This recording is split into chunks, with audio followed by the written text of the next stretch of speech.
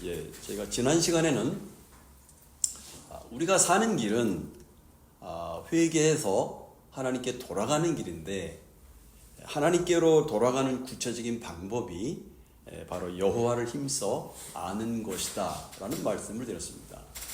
여기서의 안다는 알문, 인격적인 남, 경험적인 남, 어떤 존재적인 알미다 라는 말씀을 드렸습니다. 오늘 말씀은 이스라엘 백성들의 문제가 무엇인지를 말씀하십니다. 다시 보면 4절에 보니까 에브라임아 내가 내게 어떻게 하랴, 유다야 내가 내게 어떻게 하랴, 너희의 인애가 아침 구름이나 쉬 없어지는 이슬 같도다 라고 말씀합니다.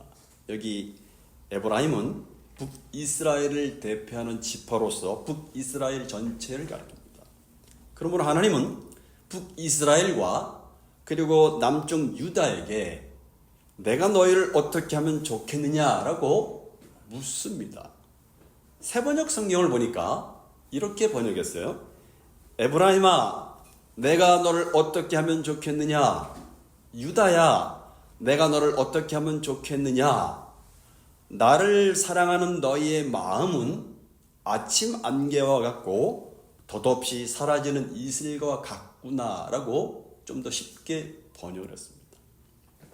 여기서 하나님께서 내가 내게 어떻게 하랴 라는 이 말씀은 하나님께서는 그동안에 여러 가지 방법으로 이스라엘 백성들을 향하여 교훈하셨음을 의미하는 그런 말씀이 포함되어 있습니다.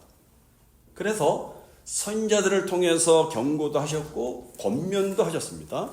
또 직접 징계하심으로 크고 작은 고통을 주시기도 하셨고 괴로움이나 어려움을 경험하게 또 하셨습니다.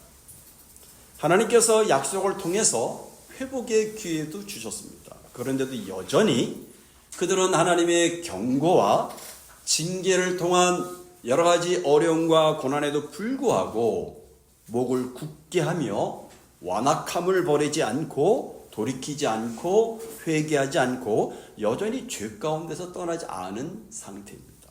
그래서 하나님은 에브라임아 유다야 내가 너희를 어떻게 하랴라고 안타깝게 외치시고 계십니다. 여러분, 우리가 자녀를 키우다 보면 이런 감정, 마음이 들 때가 있지 않습니까?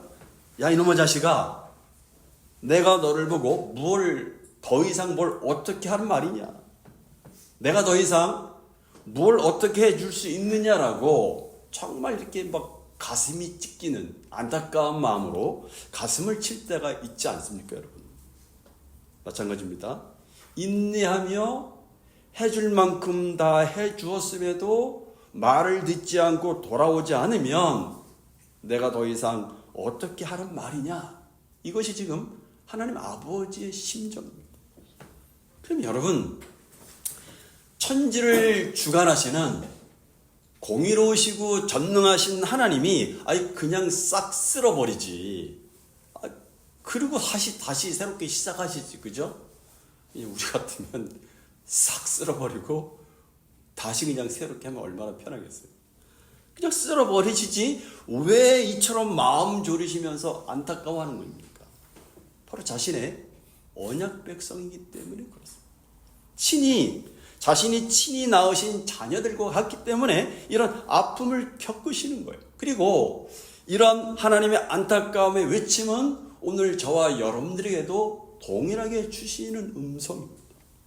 오늘 저녁에 저와 여러분에게 아무개야 내가 내게 어떻게 하랴, 이런 하나님의 음성이 우리에게도 들려야 됩니다. 요즘 나를 바라보시는 아버지의 마음이 어떤지, 그분이 주시는 음성이 어떤 것인지 우리는 한번 귀를 기울여 봐야 됩니다. 그냥 막 살지 마시고요. 요즘 하나님 아버지의 마음, 나를 향한 아버지의 마음이 어떤지, 아버지의 그 음성이 어떤지를 한번 귀를 기울여서 들어보시기 바랍니다. 계속해서 하나님은 이스라엘 백성들이 근본적인 문제가 무엇인지를 말씀하십니다. 그것은 바로 인애라고 말씀합니다. 인애. 보통 여러분 성경에서 이 인애, 헤세드를 말할 때 크게 세 가지를 의미합니다. 첫 번째는 언약 백성들에게 베푸시는 하나님의 긍휼, 자비를 의미합니다. 두 번째는 하나님의 백성들이 하나님을 향한 어떤 충성스러운 사랑을 또 의미합니다. 세 번째는 하나님의 백성들의 이웃사랑을 의미합니다. 근데 오늘 본문에서는 두 번째, 이스라엘 백성들의 하나님에 대한 충성스러운 사랑에 초점을 두고 사용되었고, 좀 더 넓게 적용하면 세 번째, 이웃과의 사랑에도 적용할 수 있다고 봅니다. 하나님은 하나님을 향한 이스라엘 백성들의 그 인애에 대해서 내가 더 이상 신뢰하지 못하겠다 말씀하십니다. 그래서 뭐라고 표현하시면 아침 구름이나 쉬 없어진 이슬과 같다 이렇게 표현하십니다. 우리가 알다시피 아침 구름은 해가 뜰 무렵인 이른 아침에 마치 비가 올 듯이 구름으로 혹은 안개로 온통 하늘을 뒤덮는 그런 그 장면을 여러분들이 연상을 해보시면 돼요. 그런데 이런 안개 구름은 해가 뜨고 나면 흔적도 없이 순식간에 사라져버렸죠. 그런가 하면 이슬도 역시 마찬가지입니다. 밤사이 내린 이슬은 풀잎에 아롱 맺히지만 역시 해가 뜨는 즉시 모두 증발해 버립니다. 이처럼 이스라엘 백성들의 하나님에 대한 인애, 하나님에 대한 충성스러운 사랑은 일시적이었고 상황에 따라서 곧바로 변하는 것이었어요. 변덕이 심했고 하나님을 사랑한다고 고백했지만 금방 뒤돌아서서 바알과 아세라를 섬깁니다. 충성됨과 신실함이 없어요. 겉으로는 회개하는 척, 눈물을 흘리는 척, 가슴을 저미는 척하고 하나님께 돌아가는 척하지만 그것은 그들의 말들일 뿐입니다. 그것마저 거짓인 공허한 메아리일 뿐입니다. 이처럼 이스라엘은 위선적으로 임기응변으로 하나님 앞에 나왔어요. 그러기에 그 안에는 진심이 없습니다. 심판으로서의 고난이 시작되었는데도 여전히 위선은 계속됩니다. 그래서 이스라엘 백성들의 삶에서 하나님을 향한 인애를 찾아볼 수 없기 때문에 하나님이 어떻게 하셨습니까? 5절을 보십시오. 같이 읽어보죠. 시작. 그러므로 내가 선자들로 저희를 치고 내 입의 말로 저희를 죽였노니 내 심판은 바라는 빛과 같으니라. 여기 선자들의 입이 나오고 하나님의 입의 말씀이 나옵니다. 이 둘은 다르지 않고 하나입니다. 선자들의 입에서 나오는 말씀은 곧 하나님의 입의 말씀이고 하나님의 입의 말씀이 선자들의 입을 통해서 선포가 되었던 것이죠. 하나님께서 북이스라엘과 남유다에게 보냈던 선자들 중에서 BC 8세기 이전 혹은 BC 8세기까지 예언을 했던 선자들이 굉장히 많이 있었어요. 대표적으로 엘리야를 비롯해서 엘리사, 미가야, 아모스, 이사야 선자 등등 많이 있습니다. 그 외에도 선지 학교까지 있었기 때문에 많은 선자들이 배출되었습니다. 하나님께서는 이런 선자를 통해서 북이스라엘과 유다 백성들을 치셨다라고 말씀하십니다. 여기 치셨다라는 단어가 히브리어로 하차브티인데 그 원형이 하차브입니다. 그 어원상의 의미가 뭐냐면 채석장에서 돌을 잘라서 떠내는 모습을 나타내는 단어입니다. 본문에서는 보니까 완료시제 1인칭 단수로 사용했어요. 따라서 이 단어는 하나님께서 선자들을 통해서 마치 돌을 절단하듯이 자르셨다는 뜻입니다. 다시 말해서 선자들의 메시지가 가슴을 도려내는 것 같이 견딜 수 없을 만큼의 큰 고통의 메시지였다는 것을 암시하고 있습니다. 그래서 영문성경 NIV는 본문을 내가 너희를 잘라 토막냈다라는 뜻으로 의역을 했습니다. 계속해서 내 입의 말로 그들을 죽였다라고 말씀합니다. 이것은 내가 선자들로 그들을 치고라는 표현과 대꾸를 이룹니다. 하나님께서 저들을 정죄하고 심판을 선언하셨다는 뜻입니다. 특히 여기 그들을 죽였느니라고 번역된 히브리어 하라크팀은 그 원형이 하라그인데 이것이 의미가 칼이나 무기 등으로 사람을 잔혹하게 살해한다는 그 뜻을 가진 동사입니다. 성경에서는 하나님의 말씀을 날카로운 칼로 비유하는 경우가 많이 있습니다. 따라서 이를 본문에 적용할 경우에 하나님께서는 당신의 입에서 나온 말씀을 마치 검처럼 칼처럼 사용하여서 이스라엘 백성들을 심판하였음을 말씀하십니다. 그만큼 하나님은 선지자들을 통해서 날카롭게 저들의 죄를 지적하며 심판의 메시지를 전하셨다는 뜻입니다. 그러면서 5절 하반절에 보니까 내 심판은 빛처럼 나올 것이다 라고 말씀하십니다. 이것은 우리가 태양이 솟아오를 때에 그 빛을 명백하게 볼 수 있는 것처럼 하나님의 심판이 아무도 피할 수 없게 분명하게 임할 것이라는 사실을 말씀합니다. 우리는 5절 말씀을 통해서 주님의 심판이 1차적으로 어떻게 임하시는지를 교훈받게 됩니다. 바로 선지자들을 보내시는 것. 부지런히 선지자들을 보내시는 것.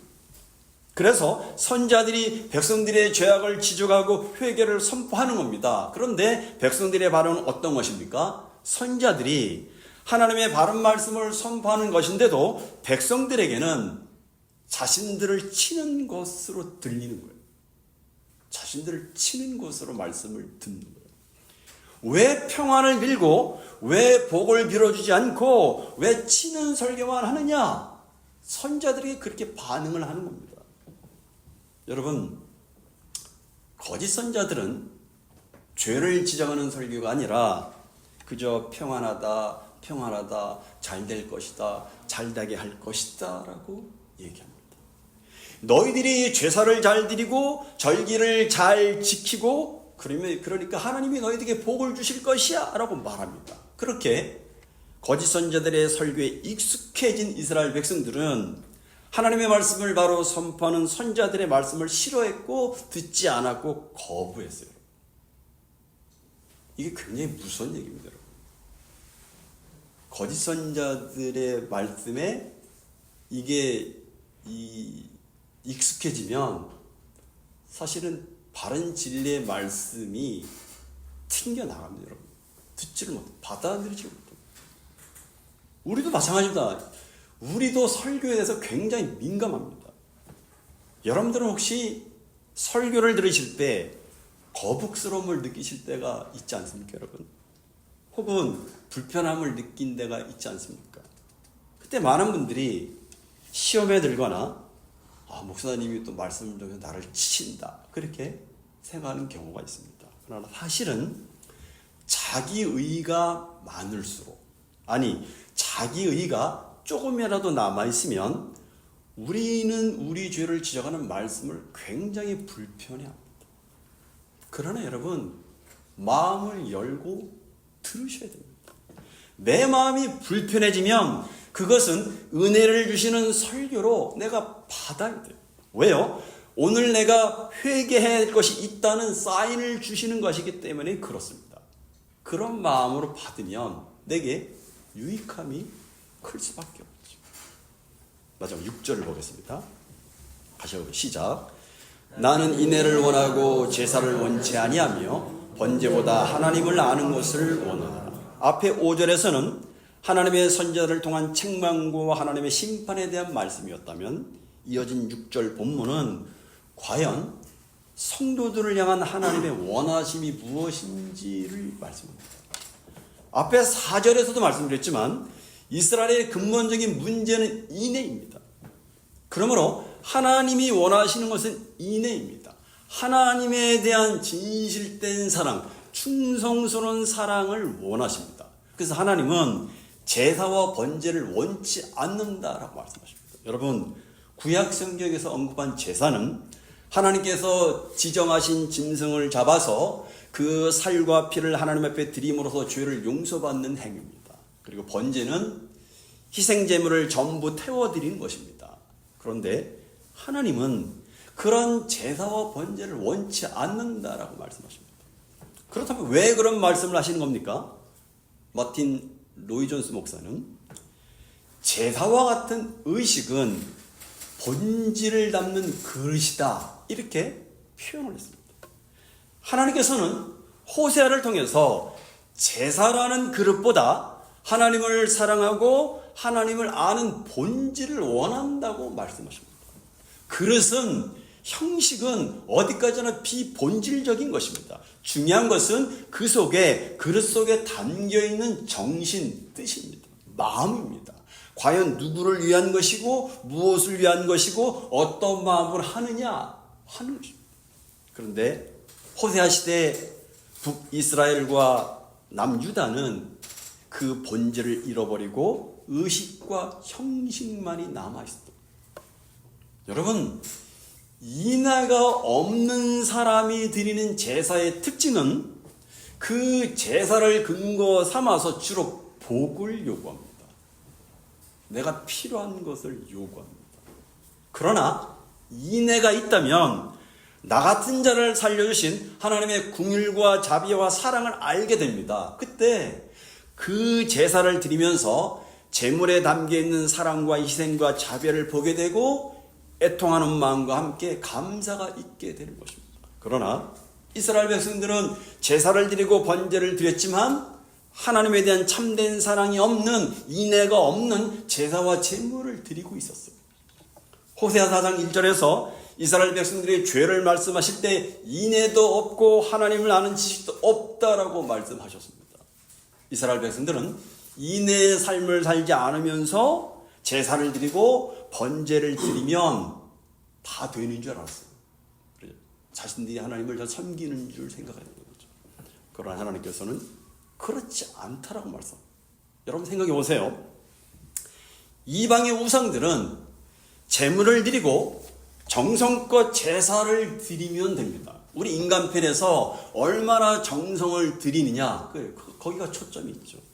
왜요? 그 우상들은 죽은 신상이고 인격이 없기 때문에 인애라는 것, 삶이라는 것, 알물 통한 지식이라는 것, 인격이라는 것 중요하지 않습니다. 관계라는 것 아무 의미가 없습니다. 정성을 다해서 몇 배에서 제물만 드리면 됩니다. 그러나 하나님을 섬기는 것은 이런 우상의 방식으로 하면 안 됩니다. 하나님께서는 제사도 중요하게 보시지만 형식이 무의미하다, 그런 말이 아닙니다. 제사도 중요하게 보시지만 살아계신 하나님께서 더 중요하게 보시는 것은 인격이고 관계입니다. 좀 더 넓게 얘기하면 하나님을 향한 충성스러운 사랑의 삶이 있는지, 그리고 좀 더 넓게 이야기하면 하나님의 은혜를 받은 백성답게 이웃에게 인애를 베푸는 신선한 사랑의 삶을 살고 있는지를 하나님이 중요하게 보신다는 것입니다. 그런데 이스라엘 백성들은 우리가 제사를 드리고 번제를 드렸으니 복을 받을 것이다 생각을 했습니다. 그리고 그렇게 열심히 제사를 드리고 번제를 드리지만 그들의 일상적인 삶은 전혀 인애의 삶, 궁일의 삶이 나타나지 않았어요. 앞에 말씀드렸지만 하나님 앞에 나아가서 번제와 제사를 드렸다면 하나님의 궁일에 대해서 더 깊이 아는 것이 신앙의 본질이 되어야 됩니다. 그러나 당시 이스라엘 백성들은 하나님 앞에 나와서 수많은 종교 행위를 했지만 신앙의 본질에는 관심이 없고 형식에만 치우쳤어요. 그러나 호세아는 하나님은 제사라는 종교 형식에 궁일의 마음과 인애의 신앙이 담겨져 있어야 된다라고 이야기합니다. 하나님은 제사를 통하여 짐승이라는 제물을 받으시는 것이 아니라 그 제사에 담긴 궁일의 마음과 인애의 마음을 받으시는 것이라고 말합니다. 왜요? 궁일과 인애는 자신이 죄인임을 아는 사람만 가질 수 있는 겸손함이기 때문에 그렇습니다. 그런데 이스라엘 백성들은 하나님과의 인애가 없었기 때문에 이웃에 대한 인애 역시 베풀 수가 없었던 것입니다. 올라로 말하면 실제적인 삶의 현장 속에서 하나님에 대한 인애, 사랑이 없는 거예요. 일주일 동안에 하나님과 아무런 상관이 없이 살다가 주일날 되면 교회 나오는 거죠. 이웃과의 관계에서도 인애가 없는 거예요. 하나님은 그런 예배를 기뻐하지 않는다라고 말씀하십니다. 수없이 드려지는 예배, 수없이 듣는 설교, 끊임없이 드려지는 기도가 내 삶의 현장 속에서 인내로 실천되어서 나타나지 않는다면 그것은 외식적인 신앙이다 말씀하시는 겁니다. 그런 의미에서 하나님은 나는 인내를 원하고 제사를 원치 아니하며 번제보다 하나님을 아는 것을 원하신다라고 말씀하고 계십니다. 예수님께서도 이 말씀을 인용하셨습니다. 마태복음 9장 10절 보니까 너희는 가서 내가 궁의를 원하고 제사를 원치 아니하리라 하신 뜻이 무엇인지를 배우라. 또 마태복음 12장 7절에 보니까 나는 자비를 원하고 제사를 원치 아니하노라는 뜻을 너희가 알았더라며 라고 말씀하십니다. 예수님은 이렇게 호세아 6장 6절을 두 번씩이나 반복적으로 인용해서 말씀하십니다. 그 당시 예수님의 머릿속에서도 이 호세아 6장 6절 말씀이 얼마나 강조적으로 남아있는가를 우리는 엿보입니다. 말씀을 읽겠습니다. 하나님은 인애를 원하시고 하나님을 아는 것을 원하십니다. 이것은 마치 동전의 앞뒤면과 같습니다. 그래서 하나님을 인격적인 암, 경험적인 암, 존재적인 알물 가진 신앙은 하나님을 향한 충성스러운 사랑, 인애가 자연스럽게 나타나고 또한 그 인애를 자연스럽게 이웃에게 흘려보낸다는 것입니다.